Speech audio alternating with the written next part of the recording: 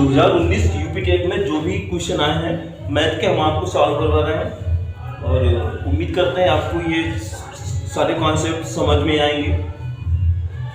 पहला क्वेश्चन दिया हुआ है, एक पाइथागोरियन त्रिक ज्ञात कीजिए जिसकी सबसे छोटी संख्या 8 है। यानी पाइथागोरियन त्रिक मतलब होता है कि ट्रिपलेट, यानी ट्रिपलेट समकोण त्रिभुज में होता है। यानी ट्रिपलेट का मतलब होता है छोटी भुजाओं के इस वर्ग का योग बड़ी भुजा जो होगी उसके वर्ग के बराबर हो, वही हमारा ट्रिपलेट होता है। तो हम बाई ऑप्शन भी कर सकते हैं। इसमें कह दिया है सबसे छोटी संख्या 8 है, तो छोटी संख्या 8 3 ऑप्शन में दिख रही है, ठीक है। तो दो संख्या, यानी इसको चेक कर रहे हैं हम, ठीक है। इसका वर्ग कितना होगा, 64 होगा, और 15 का वर्ग 225। जब इसको जोड़ेंगे तो कितना होगा, 289 हो जाएगा, और 17 का स्क्वायर भी यही होता है। कहने का मतलब अगर छोटी संख्याओं के वर्गों का योग बड़ी संख्या के वर्ग के बराबर है तो वो हमारा ट्रिपलेट होता है। तो हम, और ये भी कह रहा है कि छोटी संख्या 8 है, तो यही हो जाएगा हमारा ऑप्शन, चौथा ऑप्शन बिल्कुल राइट होगा। ऐसे ही अगला क्वेश्चन दिया हुआ है, z का मान ज्ञात कीजिए यदि संख्या 417 z8 9 से विभाज्य हो। यानी ये जो नंबर है यहाँ पे ये 9 से डिविजिबल है, और 9 का रूल ये होता है कि अंकों का जोड़ 9 से कटता है, वो संख्या में 9 से विभाजित हो जाती है। तो 9 से कटने वाले अंक को हम काट देंगे, 8 और 1 मिलकर 9 हो गया, ये कट गया, 8 और 1 9, ठीक है। कौन कौन बचा, 4 बचा, 7 बचा, z बचा, यानी 7 4 कितना हुआ, 11 तो यही मान हो गया। और z की वैल्यू कितनी ले लें यहाँ पे कि 11 में जोड़ने पे 9 से कट जाए। अगर z का मान हम 7 लिख लें तो 11 7 कितना होगा, 18 होता है, जो कि 9 से कट जाता है 18। तो z का मान कितना हो जाएगा, 7 हो जाएगा, यानी z की वैल्यू 7 हो जाएगी।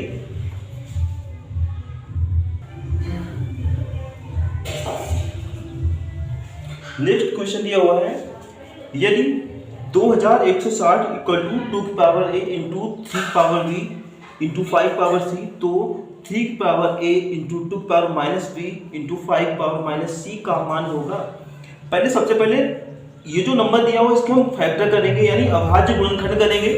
तो हमारा इसके गुणनखंड तो आप आसानी से कर सकते हैं। तो गुणनखंड करेंगे तो 2 की पावर 4 आएगी, और 3 कितनी टाइम आएगा, 3 टाइम आएगा, और 5 एक बार आएगा, ये टुकड़े हो जाएंगे। 2 के ऊपर जो मान a है, a का मान कितना हो गया 4, b का मान कितना हो गया 3, c का मान कोई पावर नहीं तो एक मान, एक तो होती है, एक है, ठीक है। अब यही वैल्यू इसमें रखेंगे हम। 3 की पावर a है, मतलब a का मान 4 है, तो 3 को हम कितनी बार लिखेंगे, 4 बार लिखेंगे, 1 2 3 और 4 बार लिखेंगे, ठीक है। 2 की पावर माइनस b है, माइनस b मतलब b का मान है 3, तो 2 को हमें 3 बार लिखना है। लेकिन आप इतना ध्यान रखिए, अगर माइनस में है तो उसको अपान में लिखा जाएगा। जो धनात्मक है उसको ऊपर लिखेंगे, और जो निगेटिव है ये ऋणात्मक है उसको अपान में लिखेंगे। तो 2 कितनी बार लिखा जाएगा, 3 बार लिखा, क्योंकि b का मान यहाँ पे 3 है, b का मान ये है, a का मान ये है, c का मान ये है, 3 बार लिखेंगे, 1 2 एंड 3। और c का मान 1 है तो 5 को एक बार लिखेंगे अपान में ही। अब अगर कैंसिल होता है तो कैंसिल करते हैं, नहीं तो हम मल्टीप्लाई कर लेते हैं। 3 3 9 3 27 3 81 हो गया, डिवाइड बाई 2 दूनी 4 दूनी 8 5 40, तो 81/40 इसका आंसर होगा। नेक्स्ट दिया हुआ है, पांच आकृति में x का मान ज्ञात करो। यानी आकृति हुई है, इसमें x की वैल्यू, ये x यहाँ पे लिखा है, यहाँ x का मान बताना है। देखो आपको देखने में समझ में ही आ रहा होगा कि सभी के जो नंबर सीरियल दिए हैं उनके सामने उनके क्यूब लिखे हैं। 2 का क्यूब कितना होता है 8, 3 का क्यूब 27, ऐसे 4 का क्यूब 64 क्यूब भरे हैं, तो 1 का क्यूब ही यहाँ भरा जाएगा। 1 का क्यूब कितना होगा, 1 को जब 3 बार गुणा करेंगे, 1 एकम 1 1 एकम 1, तो 1 ही तो आएगा, तो कितना हो जाएगा 1, इसका राइट आंसर होगा।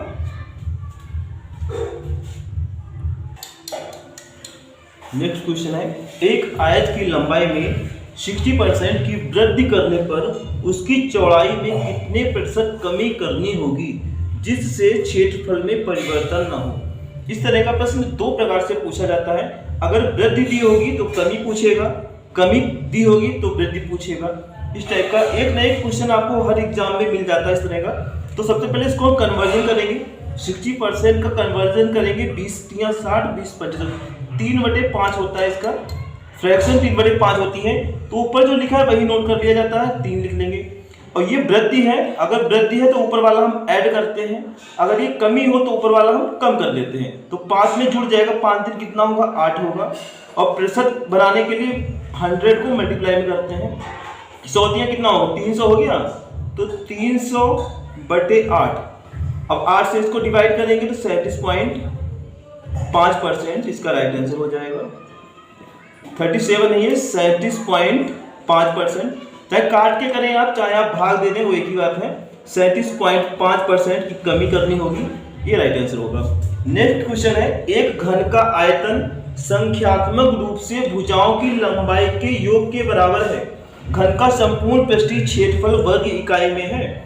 ये कह रहा है घन का आयतन भुजा क्यूब होता है, यानी भुजा क्यूब हो गया, इक्वल टू किसके इक्वल है, भुजाओं की लंबाइयों के योग। भुजाएं कितनी होती हैं, घन और घनाभ में 12 भुजाएं होती हैं, तो 12, एक भुजा का मान ए और ए है, तो 12 का 12a हो जाएगा, 12a। एक इधर से कटेगा तो इधर तो a² बचेगा, क्योंकि एक कट गया, ठीक है। a² की वैल्यू कितनी आ गई, 12 आ गई।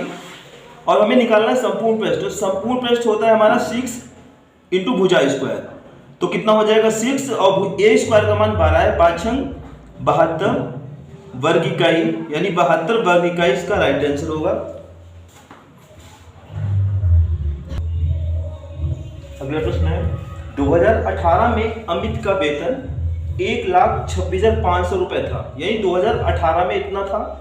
वर्ष 2016 से उसका वेतन प्रतिवर्ष क्रमशः 10% व 15% बढ़कर 2018 के वेतन तक पहुंच गया।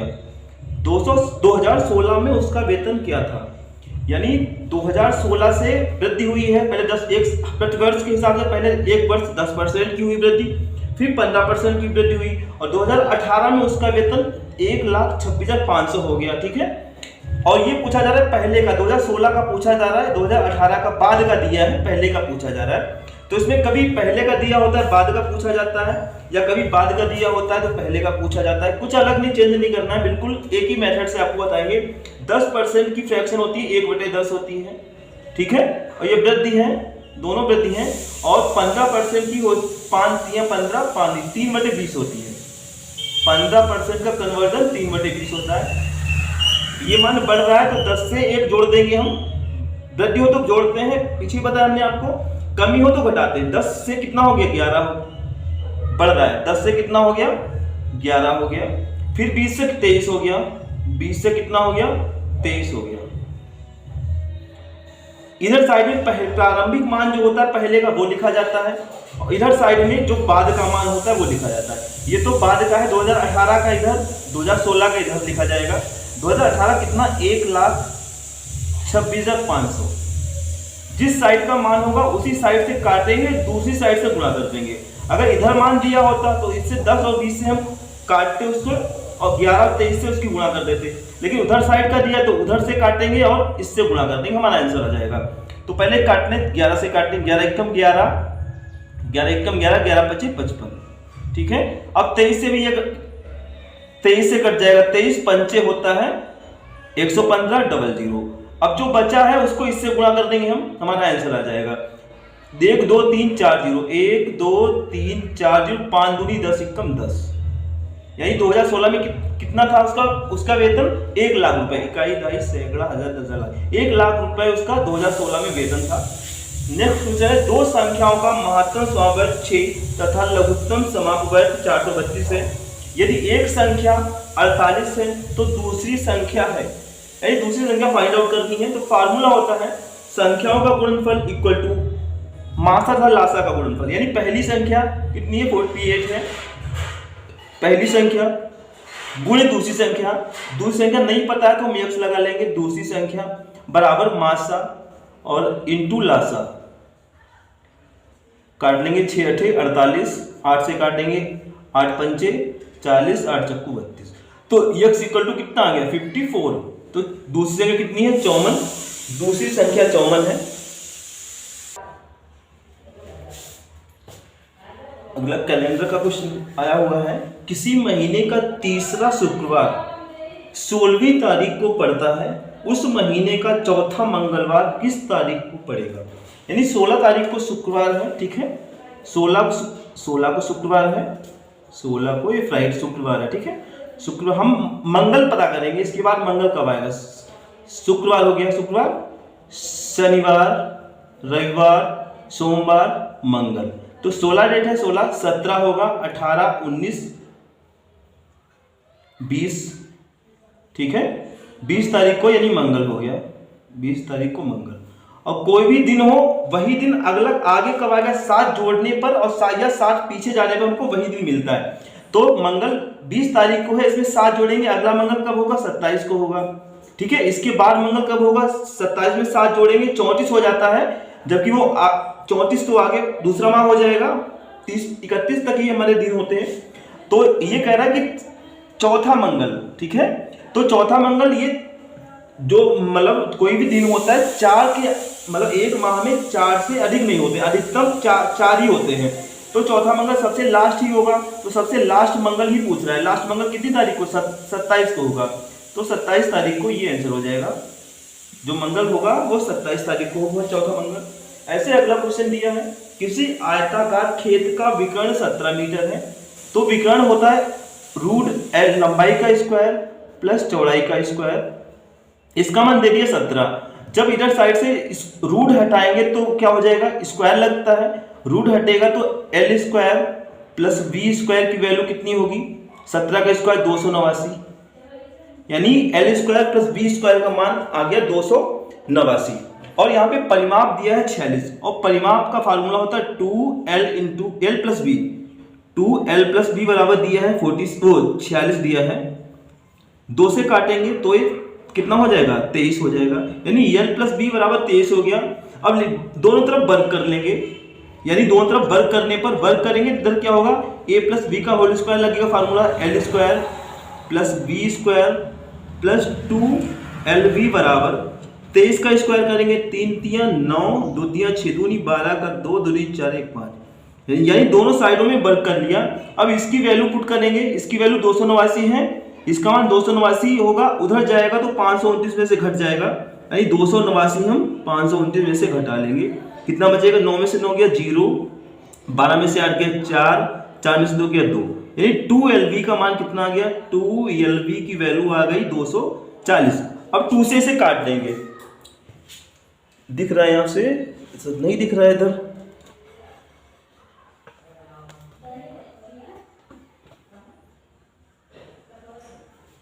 फिर से समझ लो, वहां से दिख नहीं रहा था, यानी L square plus B square इसका मान 289 है, ये मान 289 उधर साइड में जाएगा तो 529 में से घट जाएगा, वो हमने घटा लिया। इधर 2LB बचा, तो 2LB की वैल्यू कितनी 240 आई, 2 से काटेंगे कितना हो जाएगा 120 हो जाएगा, यानी 120। और जो क्षेत्रफल होता है वो लंबाई इंटू चौड़ाई ही तो होता है, तो L इंटू B कितना हो जाएगा 120 हो जाएगा, तो 120 इसका राइट आंसर होगा, यानी कितना हो जाएगा 120 मीटर स्क्वायर, ये इसका क्षेत्रफल हो जाएगा।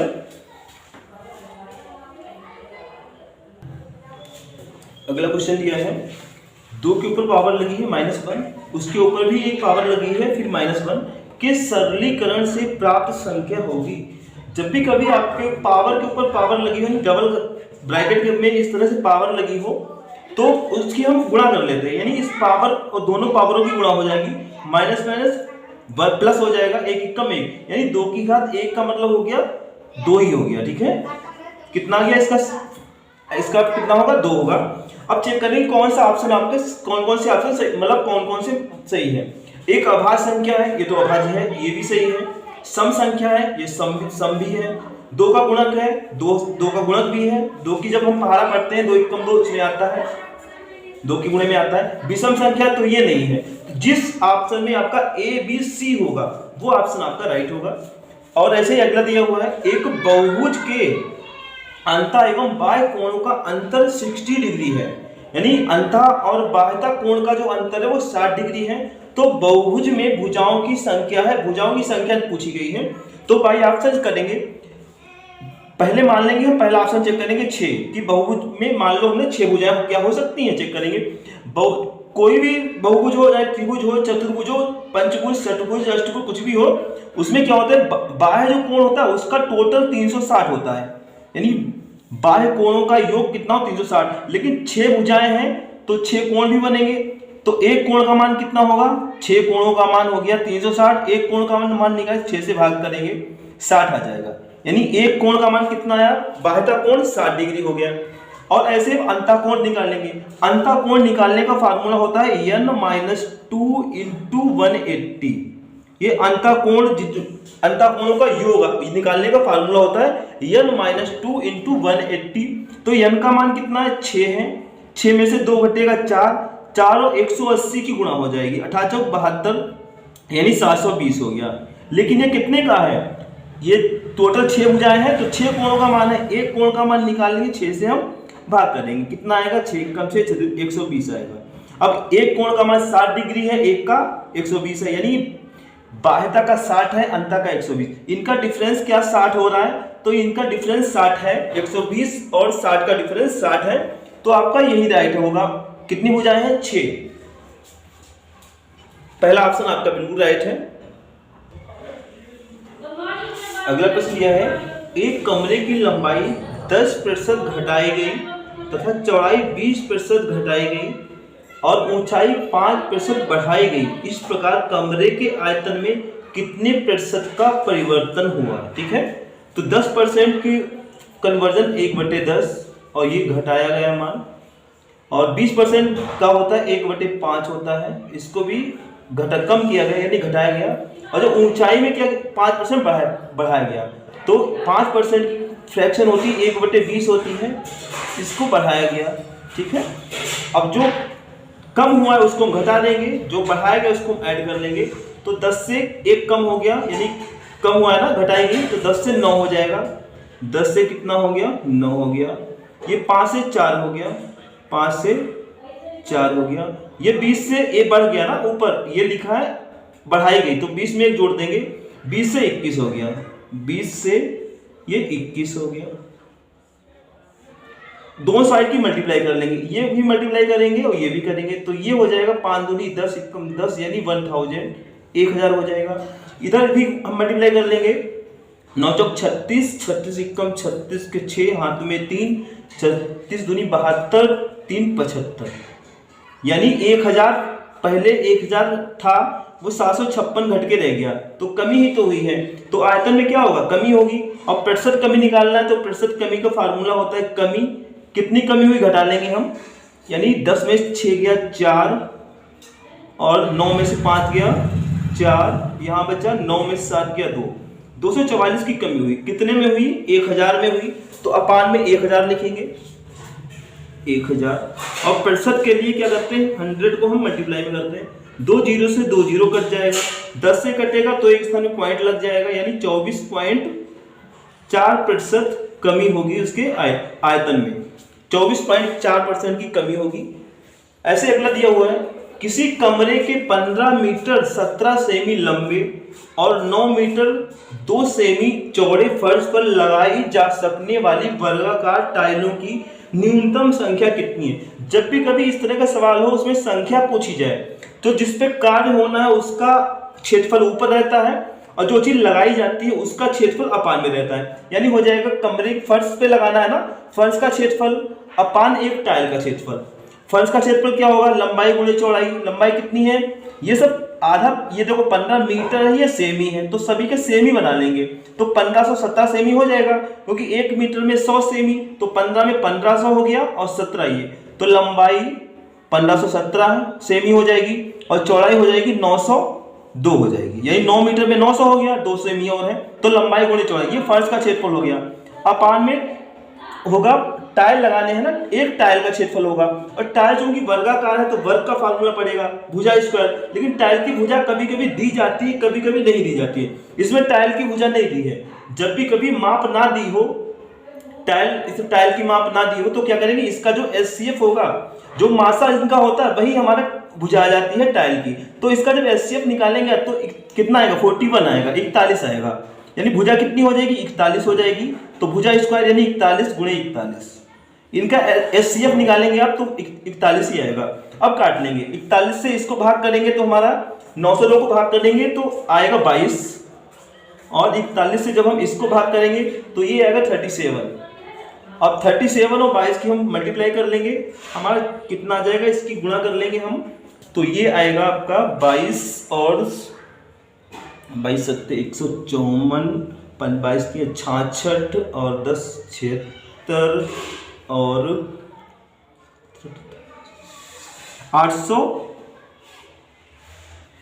814 आएगा। कितना आएगा, 814।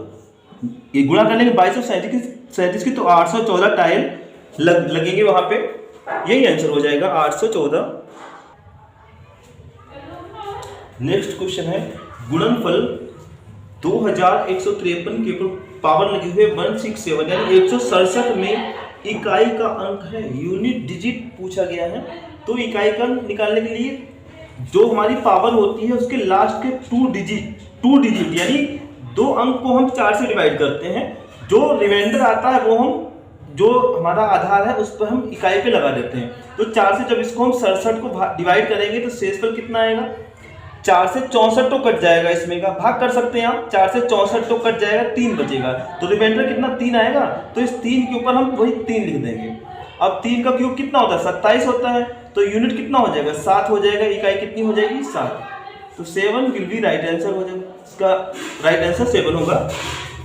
अगला है यदि एक भिन्न के अंश को 20% और उसके हर को 25% बढ़ा दिया जाए तो भिन्न का मान 3/5 हो जाता है, वह भिन्न है। तो भिन्न हमने मान ली x/y, ये भिन्न है, ठीक है, ये अंश x है, इसका हर y है। ये कह रहा है भिन्न को अंश को 20% बढ़ा दिया जाए। कोई भी मान हो अपने आप में 100% तो होते ही है, अंश कितना अपने आप में 100, अंश भी अपने आप में 100% है, लेकिन कह दिया 20% बढ़ा दिया जाए तो अंश कितना हो जाएगा, 120% हो जाएगा। तो अंश अब कितना हो गया, 120% हो गया। ऐसे ही हर कितना हो जाएगा, 125% हो जाएगा। परसेंट और परसेंट कट गया दोनों साइडों से तो हट जाएगा, ठीक है, बराबर इसका मान कितना हो जाता है, 3/5 हो जाता है। अब ये वाले मान हमें फ्रैक्शन का मान पता करना है, और भिन्न को हमने माना था x/y, तो x/y को हम रोक लेंगे, x/y बराबर इक्वल में दिया है 3/5, और जब इधर वाला मान हम दूसरी साइड में ले जाते हैं तो पलट जाता है, 120 अपान में जाएगा, 125 ऊपर जाएगा, तो हो जाएगा 125 अपान ई हो जाएगा 120। अब काट लेंगे, 5 से काटेंगे तो कितना आएगा, 5 दूनी 10 पचम 25, ठीक है, फिर 5 से ये भी कट जाएगा, पचम 25, और 5 से इसे काटेंगे, 5 दूनी 10 5 चक्कू 20, फिर 3 अट्ठे 24। तुम्हारी फ्रैक्शन कितनी है, 5/8, यानी अंश कितना है, 5 है, हर कितना है, 8 है। तो हमारी भिन्न हो जाएगी 5/8, हमारा आंसर हो जाएगा।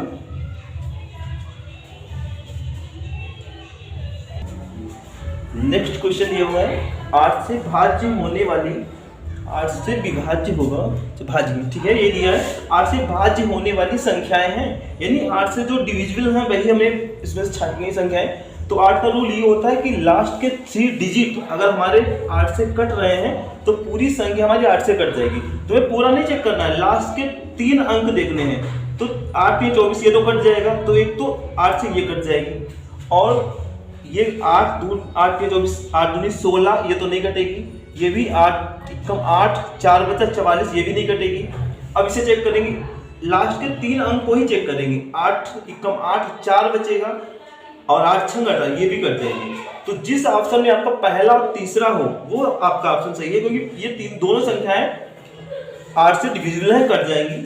ऐसे अगला क्वेश्चन दिया हुआ है कि रुपए 10 के 6 की दर से केले खरीद कर, यानी 10 रुपए में 6 केले के हिसाब से खरीदे हैं और रुपए 6 में 4 की दर से बेच दिए, उसे कितने प्रतिशत हानि हुई। कभी कभी लाभ या हानि इसमें दे दिया जाता है कि लाभ बताओ हानि बताओ, कभी कभी ये खुद आपको पता करना होगा कि इसमें लाभ होगा या हानि होगी। तो क्या करते हैं, एक साइड में हम संख्या लिखते हैं और उसके आगे हम रेट दाम लिखते हैं।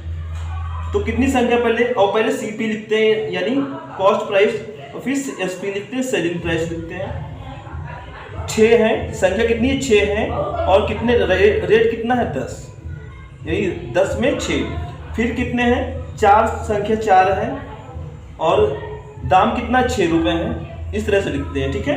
अब सबसे पहले ये गुणा करते हैं, कितना हो 6 36 हो जाएगा, फिर अप्रॉक्स, अब फिर हम ये गुणा कर लेते हैं, 10 चक्कू 40 होगा, 40 होगा, अपान यहाँ पे माइनस होता है ये माइनस, और ये जो बार की मल्टीप्लाई होती है यही अपान में लिखा जाता है, यानी 40 है यही अपान में लिखा जाएगा।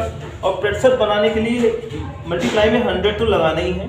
बस आप इतना ध्यान रखना, अगर यहाँ पे हमारा घटाने पे अगर पॉजिटिव बचता है तब तो हमें उसमें प्रॉफिट होता है, अगर निगेटिव बचता है तो हमें उसमें लॉस होता है। तो इसमें 40 बड़ा है ना, माइनस का ज़्यादा है, तो माइनस का बच रहा है, तो समझो यहाँ पे हानि होगी।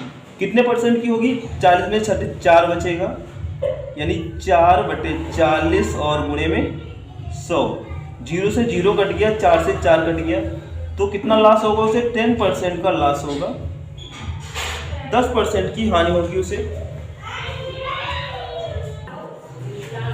नेक्स्ट क्वेश्चन है, रिक्त स्थान के लिए कौन कौन से विकल्प सही हैं? यानी 1 ग्राम बराबर स्पेस दिया हुआ है, किग्रा लिखा है, यानी 1 ग्राम से हमें किग्रा जितने होते हैं वो बताने हैं। तो अगर ग्राम से किग्रा आपको बनाने हैं तो 1000 से हमें डिवाइड करना होता है, यानी 1 ग्राम से हमें क्या बनाना है कि किलोग्राम बनाना है, तो 1000 से हम डिवाइड कर देंगे। ठीक है, एक तो हम ये ऑप्शन हमारा अगर ये दिया है तो ये आंसर होगा आपका। इसको और भी तरह से लिख सकते हैं हम, 1000 को लिखा जाता है 10 की घात 3, और जब ये ऊपर लिखेंगे नीचे से ऊपर या ऊपर से नीचे किसी नंबर को ले जाते हैं तो उसकी पावर का निशान चेंज हो जाता है। तो 10 की घात 3 यहाँ पे धनात्मक है, जब ऊपर जाएगा तो निगेटिव हो जाएगा, यानी 10 की घात -3 हो जाएगा। तो आप अगर ये दिया तो ये भी सही है, और ये दिया तो ये भी राइट है। ऐसे अगला क्वेश्चन दिया है, 0.01 का होल स्क्वायर को प्रतिशत के रूप में लिखने पर, यानी प्रतिशत बनाना है, और प्रतिशत अगर बनाना हो, प्रतिशत में लिखना है तो गुणे में 100 करते हैं, और प्रतिशत अगर हटाना है तो यानी डिवाइड करते हैं, 100 से डिवाइड करते हैं, अपान में 100 लिखा जाता है। तो यहाँ पे प्रतिशत बनाना है तो गुणे में 100 करेंगे हम, क्योंकि होल स्क्वायर है तो इसको 2 टाइम लिख लेंगे, 0.01 इंटू 0.01, और प्रतिशत बनाने के लिए गुणे में 100 करते हैं। ठीक है, अब सबके हम गुणा कर लेंगे, 1 एकम 1 एकम 1, और कितने स्थान पे पॉइंट है? 1 2 और 2 जीरो भी हैं, ये गुणा हमने कर लिया, 1 एकम 1 2 जीरो, 1 2 3 4 स्थान पे पॉइंट है, 1 2 3 1 हम और लगा लेंगे ये। ठीक है, तो कितना हो जाएगा? 0.01 हो जाएगा प्रतिशत। एक तो हमारा ये आ गया। ठीक है, अगर ये दिया तो इसमें भी आप टिक कर सकते हैं। इसके अलावा इसको हम और भी थोड़ा चेंज कर सकते हैं, 0.01 लिखा हुआ है, अगर फ्रैक्शन बनाना है तो अगर पॉइंट जहाँ पे होता है वहाँ पे उसकी जगह पे हम अपान में 1 लिखते हैं, आगे जितने भी डिजिट होते हैं उतने हम 0 लगा लेते हैं, तो पॉइंट हमारा हट जाता है। तो ये कितना होगा? 1/100। तो अगर 1/100 दिया तो वो भी सही है, और 0.01 ये भी सही है।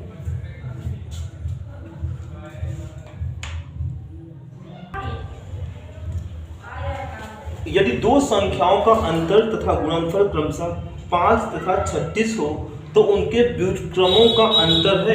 जब भी कभी आपसे व्युत्क्रमों का अंतर पूछा जाए तो क्या करना है? अंतर अपान गुणनफल लिख लेंगे, हमारा आंसर आ जाएगा। अगर व्युत्क्रमों का अंतर पूछा जा रहा है तो अंतर ऊपर लिखेंगे, अपान में हम गुणनफल लिखेंगे, हमारा आंसर हो जाएगा। अंतर कितना है?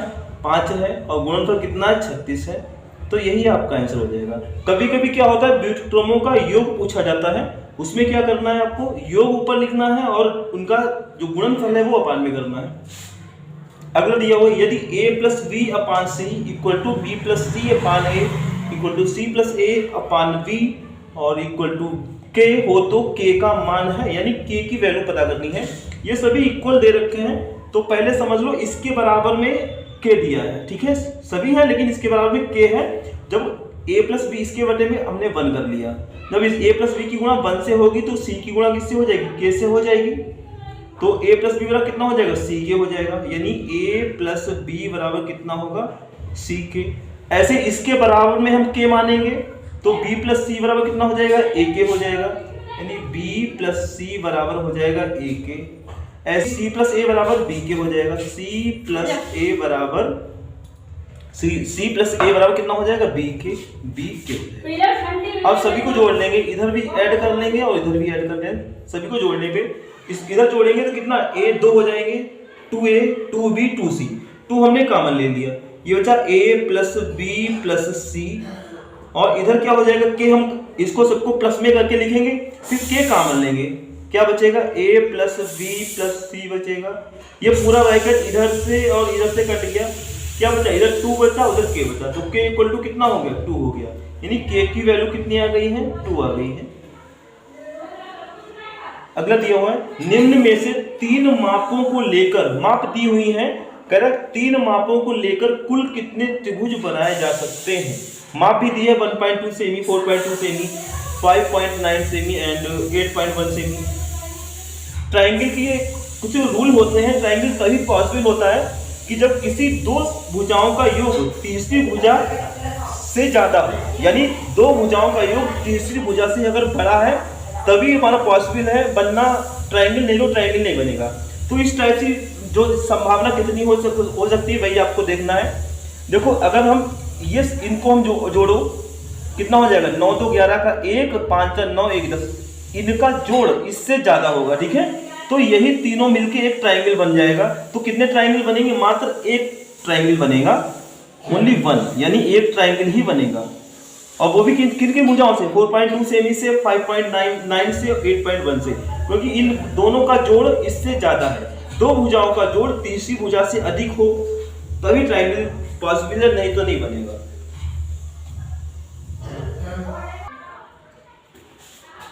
अगला क्वेश्चन है एक भिन्न का हर अंश के दोगुने से एक अधिक है, अंश में 2 जोड़ने और हर में 3 घटाने पर संख्या 1 प्राप्त होती है, मूल भिन्न ज्ञात कीजिए। यानी फ्रैक्शन का सवाल है, और ये भाई ऑप्शन आपको बहुत इजीली जल्दी कर सकेंगे आप।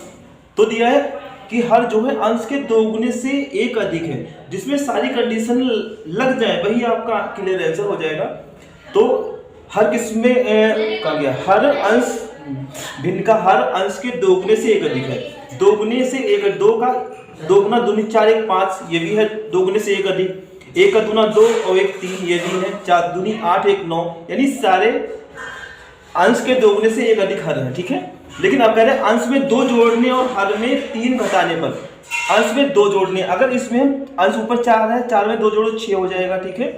और कह रहे हर में से 3 घटा दो, 9 में से 3 घटाओ कितना, 6 बचेगा, तो काटें कितना, 1 आ जाएगा। और यही तो लिखा है कि अंश में 2 जोड़ने और हर में 3 घटाने पर संख्या 1 प्राप्त होती है, तो 1 हो तो जाती है। तो आपका कौन सा हो जाएगा option, option number 3 right answer right है।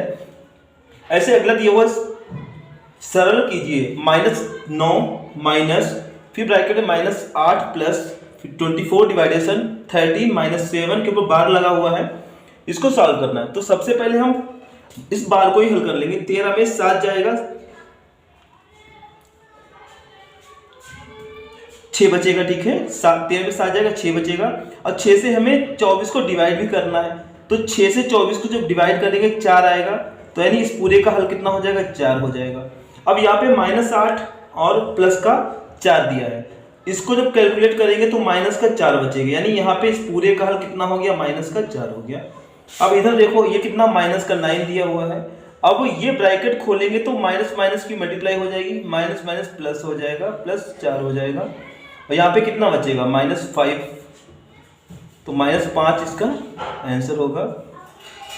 अगला क्वेश्चन है यदि मासा a,8 बराबर 4, ये मतलब पहली संख्या a है, दूसरी संख्या 8 है, इसका एचसीएफ दे रखा है 4, यानी मासा 4 दिया है, और इन्हीं संख्याओं का लासा 24 दे दिया है, तो a का मान है, यानी a का मान पूछा गया। तो फार्मूला आप जानते हैं, पहली संख्या यानी a है इनटू दूसरी संख्या इक्वल टू मासा गुणे लासा, मासा कितना है 4 है, और लासा यानी एलसीएम कितना है 24 है, इसको काट लेंगे हम, 8 तियां 24, तो a इक्वल टू कितना हो गया, 4 तियां 12, तो 12 इसका a की वैल्यू हो जाएगी, ये आंसर हो जाएगा। ठीक है, इस वीडियो में इतने ही, और ये तो क्वेश्चन बहुत इजी है, जो आप बहुत इजी हैं जो याद करने वाले, जैसे कि कुछ एक क्वेश्चन हम आपको बता रहे हैं, वो हमने नहीं करवाया है। त्रिभुजाकार प्रिज्म में कितने शीर्ष होते हैं, तो आप मतलब उसमें याद करने वाला है।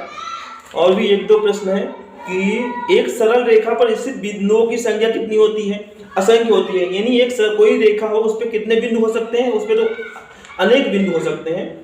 तो इस वीडियो में इतना ही और थैंक्स फॉर वॉचिंग। अगले वीडियो में फिर आगे के सेट आपको करवाएंगे।